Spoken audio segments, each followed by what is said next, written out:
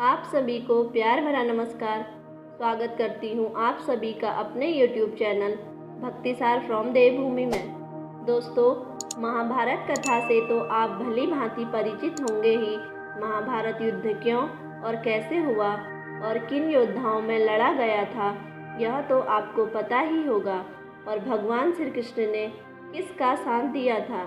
लेकिन इसमें कई ऐसे योद्धाओं से जुड़े कई रोचक तथ्य और रहस्य भी हैं।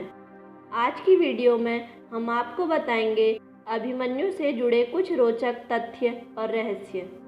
अर्जुन और सुभद्रा के पुत्र अभिमन्यु को तो आप लोग जानते ही होंगे कि महाभारत युद्ध में अभिमन्यु वीर गति को प्राप्त हो गए थे।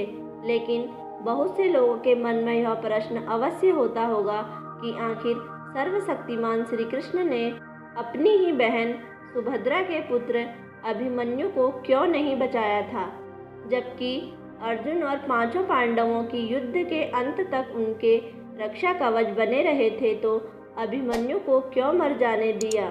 अगर चाहते तो लीलाधरी भगवान श्री कृष्ण अपने सुदर्शन चक्र भेज अभिमन्यु को चक्रव्यूह से बाहर ले आते और अभिमन्यु का वध नहीं हो पाता, परंतु श्री कृष्ण ने ऐसा नहीं किया।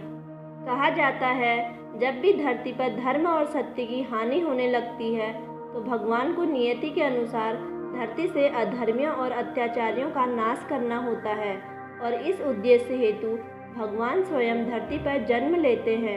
ऐसा ही जब द्वापर युग में भगवान विष्णु ने श्री कृष्ण अवतार में जन्म लिया था, तब ब्रह्मा जी ने और सभी देवी देवताओं को भी श्री कृष्ण की सहायता हेतु धरती पर जन्म लेने का आदेश दिया था।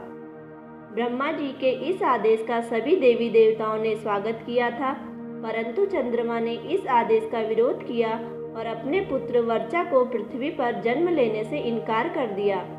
लेकिन जब सभी देवताओं ने मिलकर चंद्रमा को समझाया कि धर्म की रक्षा करना ही हम देवताओं का परम कर्तव्य और धर्म है, इसलिए हम सभी को ब्रह्मा जी का आदेश का पालन करना है, यह हमारा दायित्व और कर्तव्य भी है। सभी देवी देवताओं के समझाने पर चंद्रमा मान तो गए, पर फिर भी उन्होंने एक शर्त भी रख दी कि यदि मेरा पुत्र धरती पर जन्म लेगा तो वह ज़्यादा दिनों तक धरती पर नहीं रुकेगा और महाभारत युद्ध में अपना कार्य समाप्त होते ही वह मेरे पास लौट आएगा। इसके साथ ही वह युद्ध में अपने पराक्रम से बड़े बड़े महारथियों को भी चकित कर घोर युद्ध लड़ते हुए वीरगति को प्राप्त होगा और उसके इस साहस को युगों युगों तक याद रखा जाएगा। दोस्तों, चंद्रमा पुत्र वर्चा ही अभिमन्यु थे, जिसने धरती पर ब्रह्मा के आदेश का पालन कर श्री कृष्ण की सहायता के लिए जन्म लिया था। चंद्रमा के शर्त अनुसार ही श्री कृष्ण ने अभिमन्यु को नियति में दखल नहीं दिया और अभिमन्यु महाभारत युद्ध में वीरगति को प्राप्त हो अपने पिता चंद्रमा के पास चले गए। दोस्तों, अगर आपको हमारी ये वीडियो अच्छी लगती है तो प्लीज़ हमारे चैनल को लाइक, शेयर और सब्सक्राइब जरूर करें। धन्यवाद।